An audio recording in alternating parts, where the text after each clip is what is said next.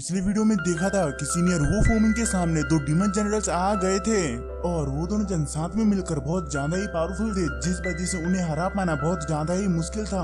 लेकिन फिर भी सीनियर वुल्फ वूमन ने वहाँ पर किसी तरीके से एक डीमन जनरल को खत्म कर दिया, जिसके डर की वजह से वो दूसरा वाला डीमन जनरल भी वहाँ से भागने लगा और सीनियर वुल्फ वूमन इन सब की वजह से बहुत ज्यादा इंजर्ड हो गए थे, इसलिए वो उसका पीछा नहीं कर पाते हैं। और अब आगे तो हमारी वीडियो की स्टार्टिंग होती है और हम उस डीमन जनरल को देखते हैं जो कि अभी भी वहाँ से भाग रहा होता है, लेकिन वो जिस तरफ से भाग रहा होता है उसी तरफ से लूजिंग और जूनिंग भी आ रहे होते हैं। इसीलिए वो डीमन जनरल भागते भागते उन दोनों से ही टकरा जाता है और उसे अचानक से देखकर लूजिंग और जूनिंग भी हैरान हो जाते हैं। और वहीं उन दोनों को देखकर उस डीमन जनरल को लगता है कि ये दोनों कोई ऑर्डिनरी पर्सन है, इसीलिए वो उन दोनों के ऊपर अटैक करने के लिए जाता है, जहाँ पर लूजिंग उस डीमन जनरल से बचता हुआ उसे एक जोरदार का पंच देता है, जिसकी वजह से उस डीमन जनरल का पूरा सिस्टम हिल जाता है और वो दूर जाकर गिरता है।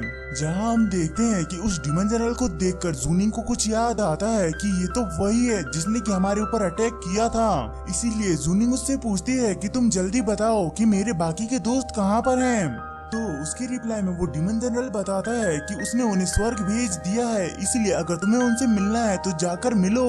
और ये कहकर वो उन लोगों के ऊपर अटैक कर देता है, जिससे कि वो लोग वहाँ पर बड़ी आसानी से बच जाते हैं। लेकिन हम देखते हैं कि ये तो उस डीमन जनरल का प्लान था वहाँ से भागने का, और वो लुढ़कते पुढ़कते वहाँ से भागने लगता है, जिसे भागता हुआ देख करके लूजिंग भी समझ जाता है कि ये जरूर यहाँ पर इंजर्ड होगा, इसीलिए ये यहाँ पर फाइट न करके यहाँ से भागना चाहता है। लेकिन हम देखते हैं कि जूनिंग वहाँ पर अपने सीनियर्स का बदला लेना चाहती थी, इसीलिए वो वहाँ पर अपनी पॉइजन नीडल को बाहर निकाल लेती है और उससे कहती है कि तुम मेरे सीनियर्स का बदला अपनी मौत से चुकाओगे। और ये कहकर वो अपने पॉइजन नीडल को उसके ऊपर शूट कर देती है, जिसकी वजह से उस जनरल को बहुत ज्यादा ही पेन होता है और वो गुस्से में आ जाता है। इसीलिए वो उससे कहता है कि अब मैं तुम्हें नहीं छोड़ूंगा, और ये कहकर वो जूनिंग के ऊपर अटैक कर देता है। लेकिन तभी ये देखकर लूजिंग बीच में आ जाता है और उसे धोने लगता है और उसकी धो के हालत खराब कर देता है, जिसके बाद वो उसे एक लास्ट किक मार के नीचे पटक देता है। और इसी समय जूनिंग की भी पॉइजन नीडल एक्टिवेट हो जाती है, जिसकी वजह से उस डीमन जनरल का काम वहीं पर ही खत्म हो जाता है। और ये देखकर जूनिंग अपने दोस्तों को याद करने लगती है कि मैंने इस जनरल से आपकी मौत का बदला ले लिया है। जिसके साथ ही में हम उस जगह पर जिलेंग को भी देखते हैं, जो कि एक पेड़ के ऊपर से लूजिंग के ऊपर नजर रखे हुए होता है और उसे देखकर वो बहुत ज्यादा ही खुश होता है।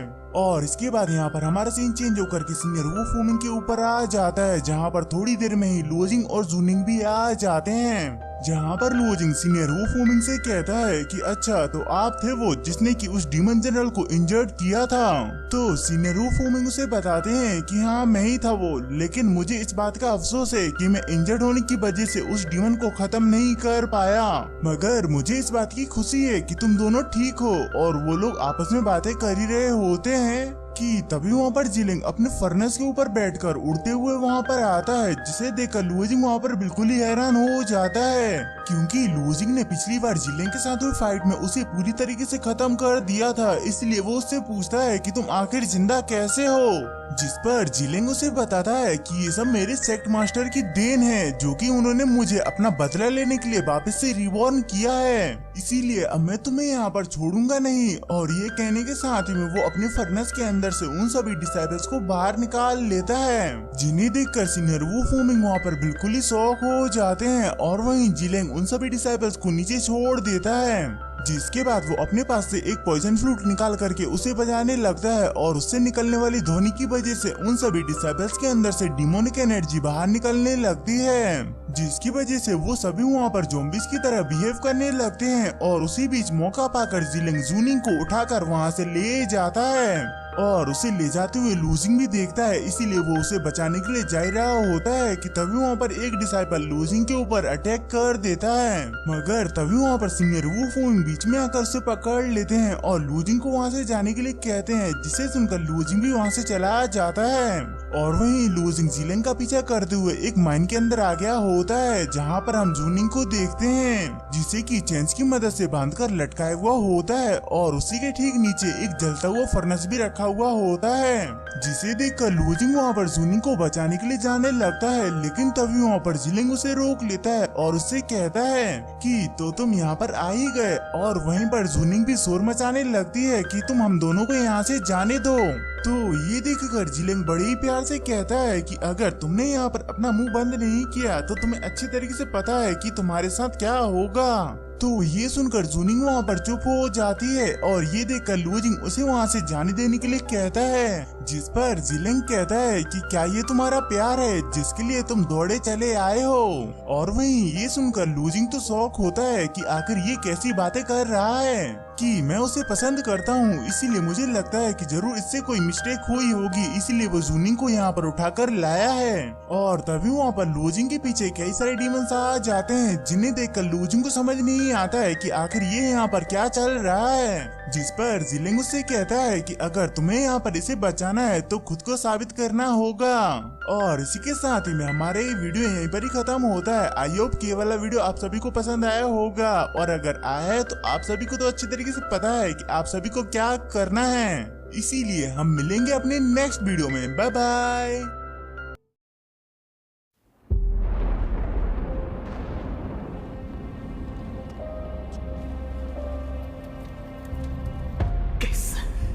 吸收斗气的速度远超之前，却为什么无法凝聚于体内？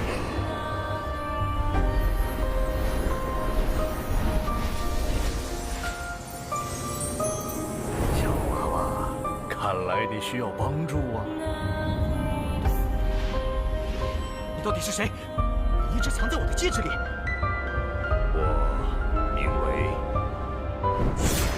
不是，这个戒指功法，你为什么一直都不传给我？药老，吸你3年斗之气，老夫也是迫不得已。老家伙，你可知道你吸收我的斗之气给我带来了多少屈辱吗？小娃娃，你想变强，想受到别人的尊重吗？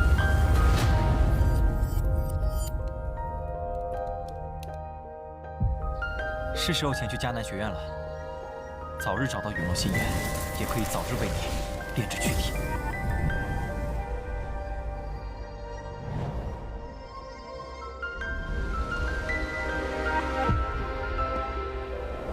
我知道萧炎哥哥一定会来的。黄阶2班，萧炎。从今天起，你的麻烦将会络绎不绝。只要有实力，猎物与猎人的位置随时都能调换。我希望我们这支新生势力能像磐石一样屹立在内院强者之列。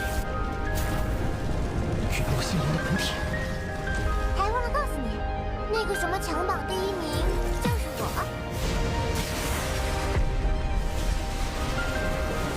就让本王送你上路吧。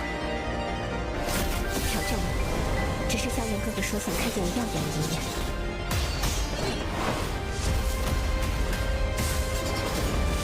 强榜前10的名额，我萧炎要定了。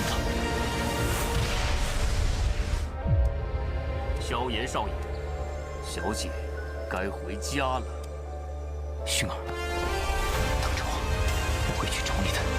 不管你背后势力是如何庞大与恐怖，你是我的。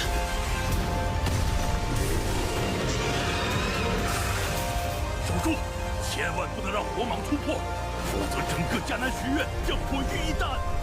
大长老，那就别怪韩某出手硬抢了。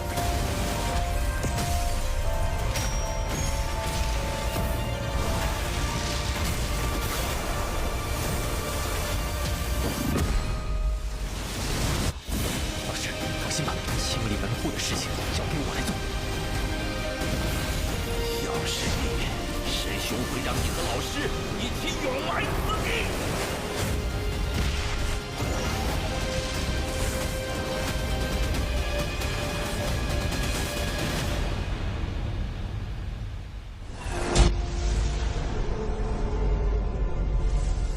想不到猎人成了猎物，却是没能杀了那韩放。老师，对不住了，这些连累您了。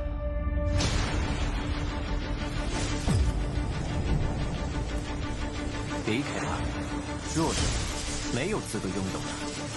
是这样的话，就乖乖交出火能，否则一会儿你们就只能爬着进内院了。该死的，这到底是什么鬼东西？既然这样，那留你还有何用？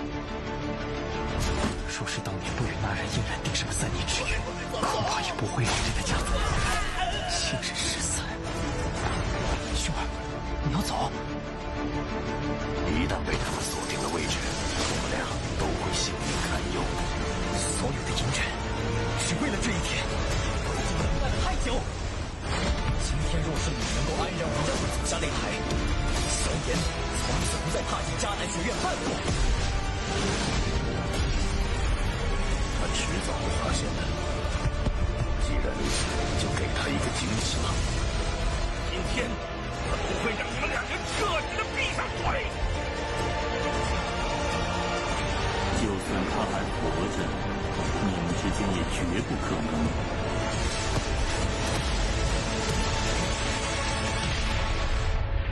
加玛帝国云岚宗，我萧炎回来了。